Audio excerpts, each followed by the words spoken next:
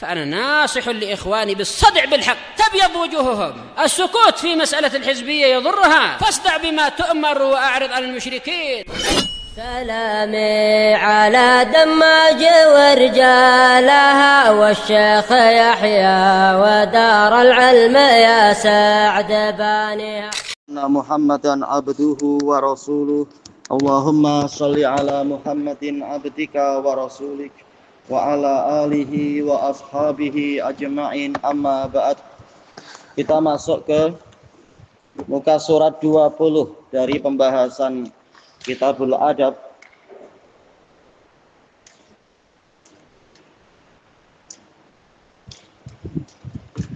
Qal wa akhadna fil adabi ma'al Qur'an. Kita telah mengambil di dalam pembahasan adab-adab bersama Al-Qur'an. Annaka taqra'ul Qur'ana qira'atan wadihah. Anda membaca Al-Qur'an dengan bacaan yang jelas. Wa tudhiru makharijal huruf. Anda menampakkan makhraj hurufnya. Wa tamuddu indal mat. Ya, membaca panjang di bagian yang memang ada huruf matnya. Wa taqifu indal waqaf. Berhenti ketika ada perhentian. Wa tura'i ahkamat tajwid, memperhatikan hukum-hukum tajwid, tidak meremehkan ilmu yang telah didapatkan, walaupun juga tidak sampai berlebihan seperti sebagian khawarij yang lebih mementingkan tajwid tetapi tidak memperhatikan makna dan kandungan Al-Qur'annya.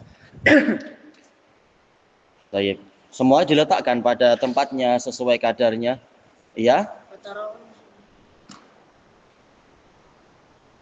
Apa? Tura'i. Tura'i, memperhatikan. Wa antu hasina sautaka bil Qur'an, memperbagus suaramu dengan Al-Qur'an. Memperbagus suaramu yaitu tatkala membaca Al-Qur'an. Wa tatadabbarul ayat, mempelajari ayat-ayatnya.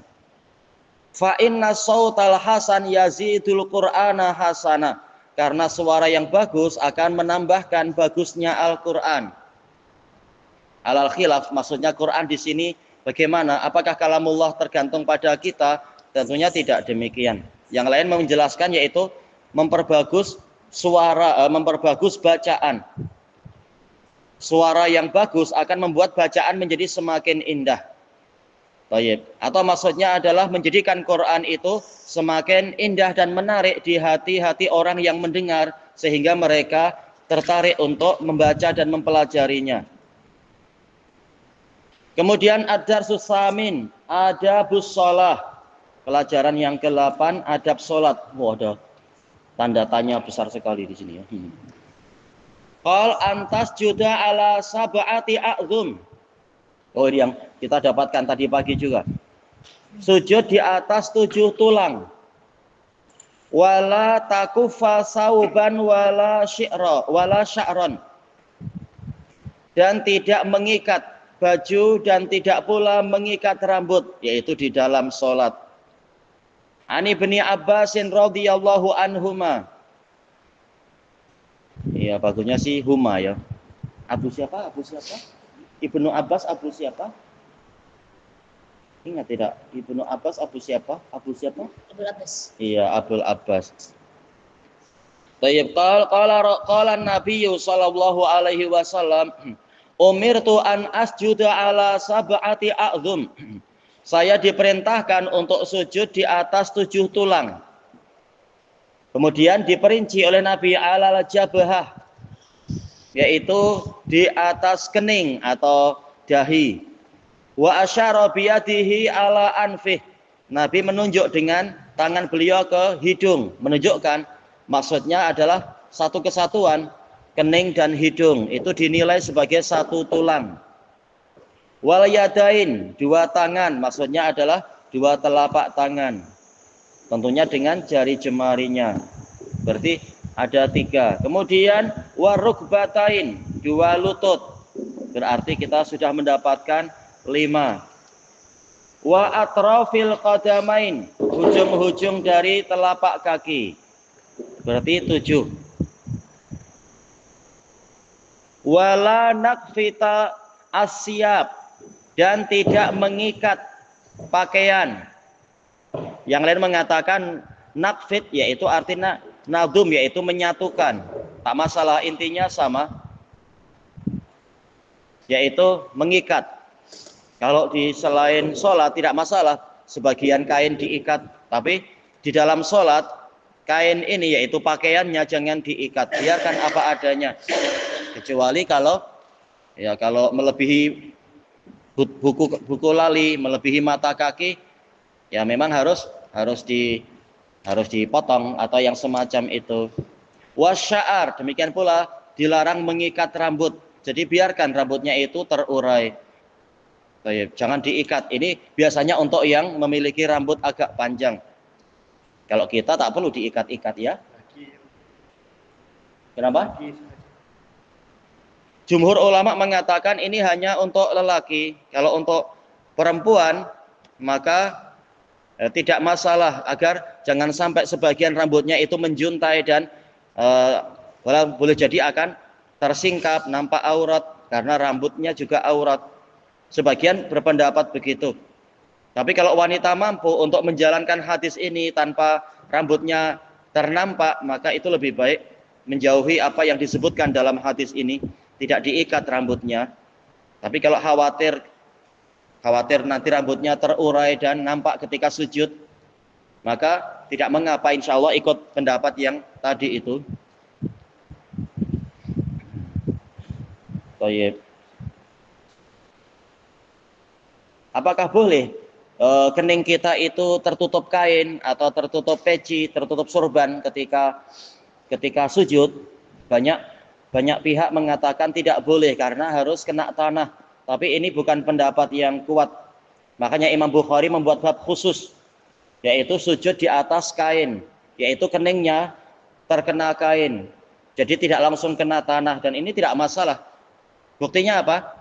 Buktinya adalah lutut kita ketika sholat, lutut kita tertutup oleh kain pelikat atau mungkin jubah ini, gamis dan semacamnya. Atau tertutup juga bahkan beberapa lapis ya, ada seluarnya juga. Menunjukkan maksudnya menempel ke tanah tidak disyaratkan berarti harus kulitnya menempel. Buktinya Nabi mengajarkan untuk sholat memakai ni'al, memakai alas kaki. Padahal jelas yang namanya alas kaki, demikian pula khuf itu, dia akan menghalangi kaki kita dari menempel ke tanah. Lagi pula sering juga Nabi sholat di atas tikar. Tikar juga menghalangi kita dari terkena tanah. Jadi insya Allah seperti ini tidak mengapa. Tayyib, hadis ini muttafaqun alaih, diriwayatkan oleh Bukhari dan Muslim. Ya? Kalau bulu boleh. Apa? Kalau bulu.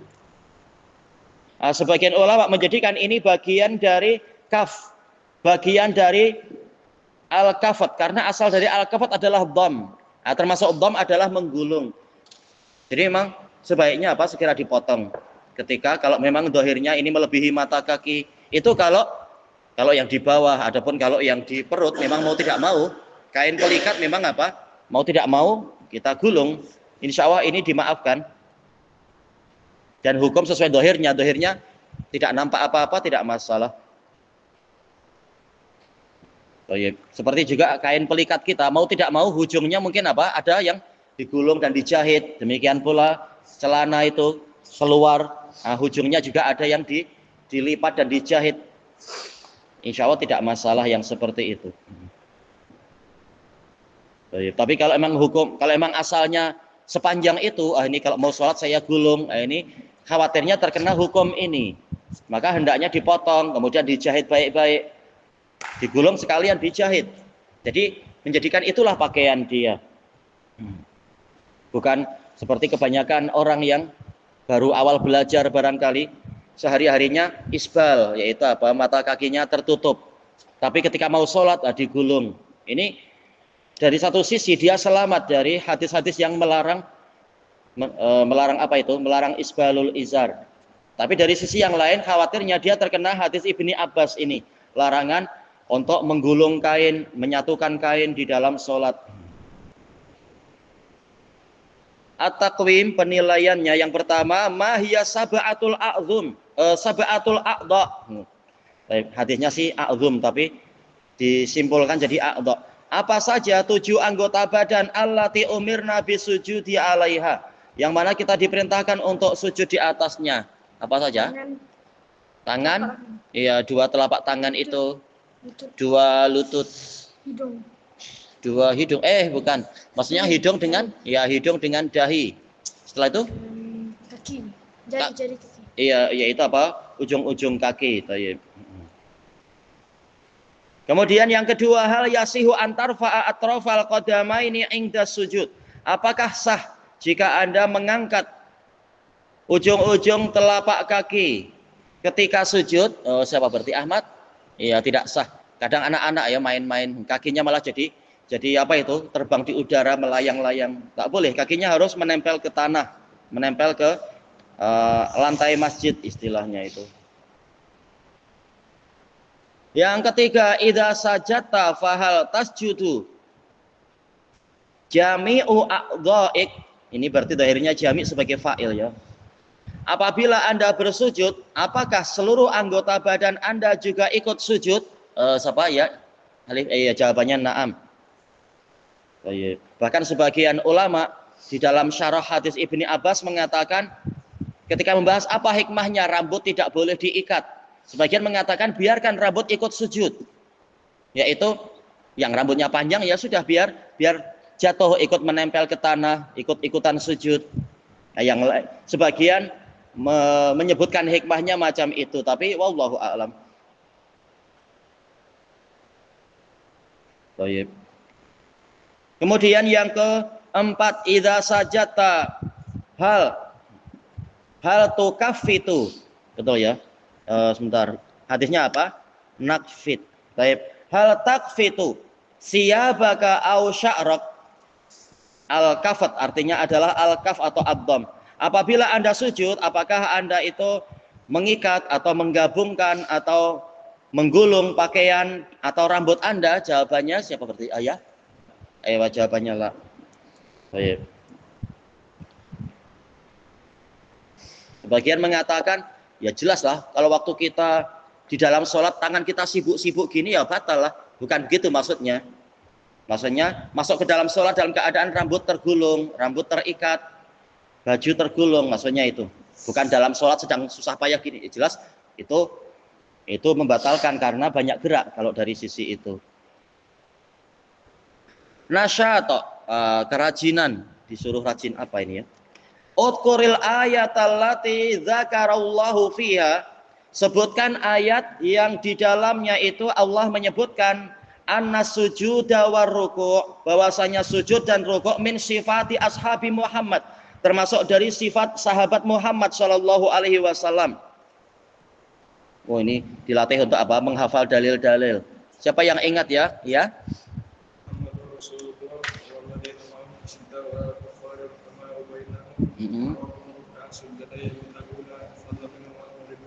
Aywa, dari sisi itu tarahum ruk'an sujada yabtaguna fadlan minallahi wa ridwana simahum fi wujuhihim min asaris sujud.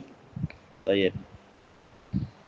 Kam raqmul ayah. Wah, ini susah lah kalau harus menghafal sampai rakamnya, tapi boleh aja ditengok nomor berapa di 29. Akhir 29. Wa fi ayyi surah?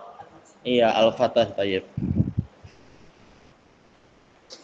Akhir surat Al-Fatah. Kemudian kita masuk ke muka surat 22. Adar sutasi, pelajaran yang ya.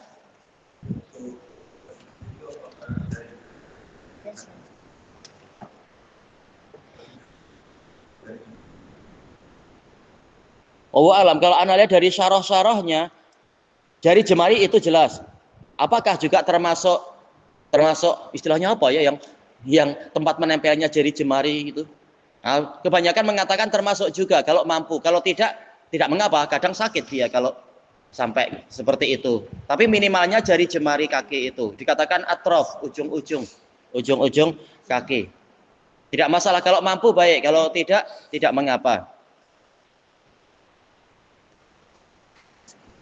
Baik. batasan dari telapak kaki itu ya, yang depan itu. Apakah dia ikut menempel atau tidak? Baik.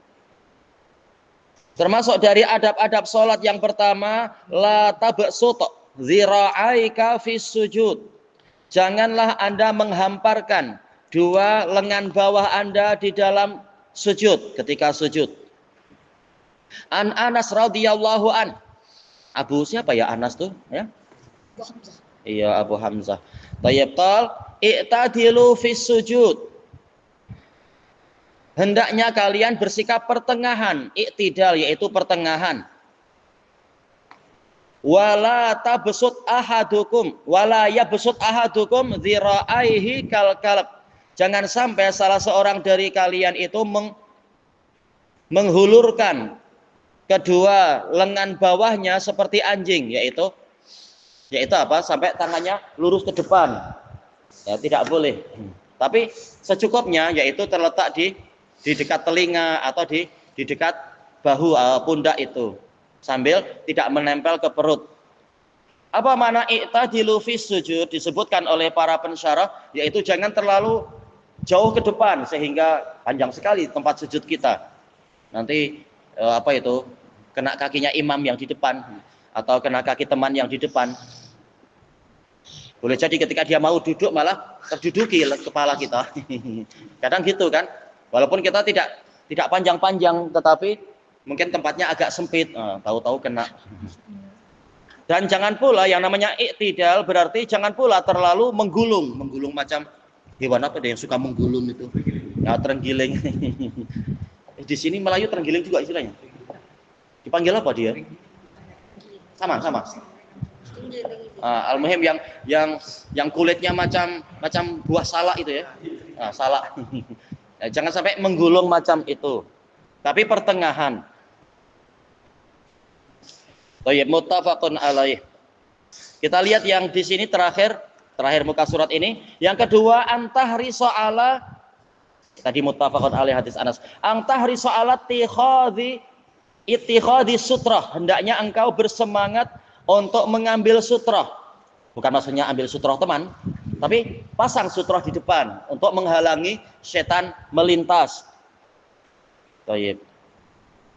Ani Ibnu Umar radhiyallahu anhuma.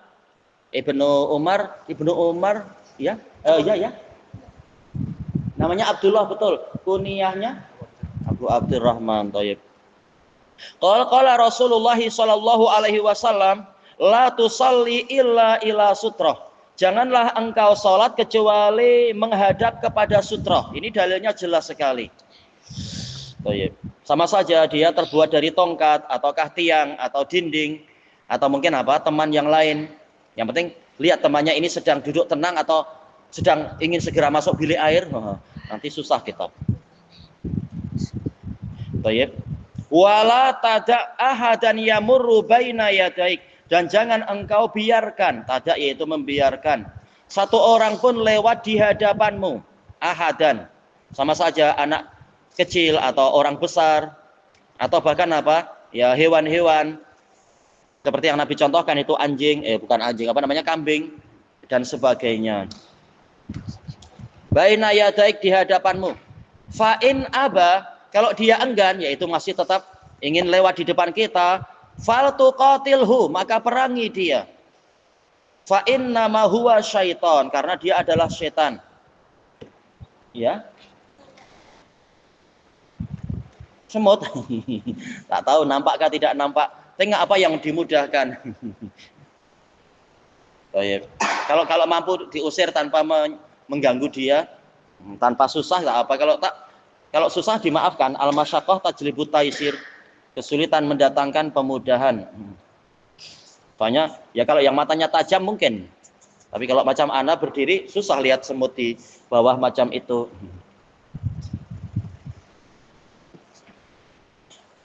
Tayyib, mana tadi? Karena dia itu setan. Maksudnya bagaimana? Takkan kita tahu itu teman saya, memang dia agak nakal, tapi takkan dia tahu-tahu berubah jadi setan. Dijelaskan oleh Imam Syaukani dalam Nailul Autor, dan beliau ya menukilkan dari ulama sebelumnya juga. Maksudnya adalah setan dari kalangan manusia, yaitu orang yang pembangkang, sudah ditahan masih tetap apa? Lewat begitu saja, tidak menghormati orang ini sedang bermunajat dengan Allah ya. Kitab Nailul Autor punya Asy-Syaukani. Jelas apa? Di dalam Fathul Bari juga itu sudah dibahas. Makna fal tuqatilhu maksudnya gimana? Kita tembak gitu kan? Bukan. Dijelaskan oleh para ulama, memerangi yaitu ini masuk dalam bab daf'u as-sa'il, menolak penyerang. Jadi bil ashal fal ashal, dengan cara yang paling mudah lebih dahulu. Kita tahan sedikit. Nah, kalau dia masih enggan, kita tolak. Lebih kuat lagi. Apakah perlu sampai membunuh? Nah, ini para ulama khilaf, disebutkan oleh Ibnu Hajar terjadi perselisihan. Tapi sebagian mengatakan karena dalam riwayat faktulhu, bunuh dia dalam sebagian riwayat itu. Tapi dohirnya ya diusahakan tak perlu sampai macam itu. Nanti urusan jadi panjang sekali. Baik. Ada teman anak sudah angkat tangan takbir, tahu-tahu apa ditangkis sama dia. Karena dia mau lewat. Wah ini buat susah orang. Baik. Ada juga teman sudah rukuk, anak kecil lompat. Wah, dulu di pondok yang lama sana mungkin sudah kebelet atau apa, tak mampu lewat tempat lain. Baik, rawahu Ibnu Khuzaimah. As-sutrah hiya ma yaj'aluhul musalli amamahu inda shalah. Yang namanya sutrah adalah sesuatu yang dibuat oleh orang sholat, diletakkan di hadapannya ketika dia sholat.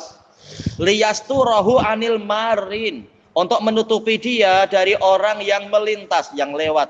Baina yadaih, di hadapannya. Kalau lewatnya di balik sutroh tak mengapa, bukan antara kita dengan sutroh. Wala yakil, tidak boleh kurang. Wala yakilu irtifa'uha, tidak boleh kurang ketinggiannya an sulusai dhira, sepertiga dhira. Dhira adalah dari ujung jari tengah hingga apa? Hingga siku.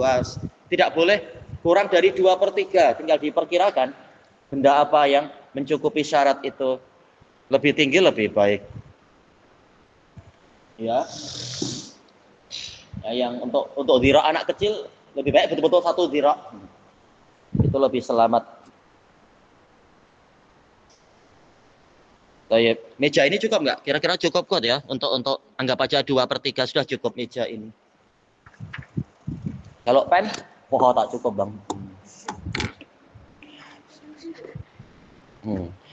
Baik. Kemudian wa yakunu baina maudhi'i jabhatik, hendaknya jarak antara tempat kening Anda wa baina sutrah, dengan sutrah ka mamarisha, seperti tempat lewatnya kambing, yaitu ada jarak sedikit, bukan agar kambing lewat tapi dibuat jarak.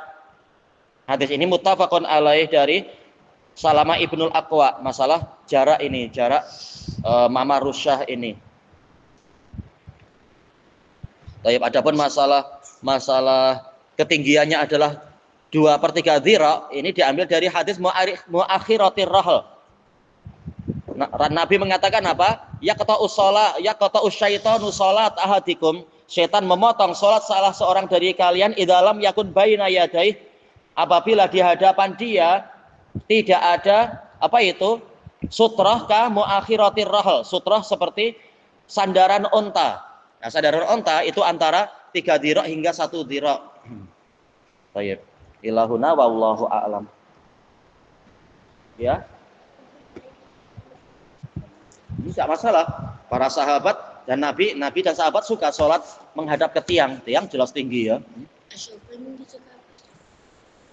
Kenapa? Syaukani dalam Nailul Autor. Oh, maksudnya setan di sini adalah yaitu pembangkang, yaitu orang yang sangat membangkang, dipanggil setan.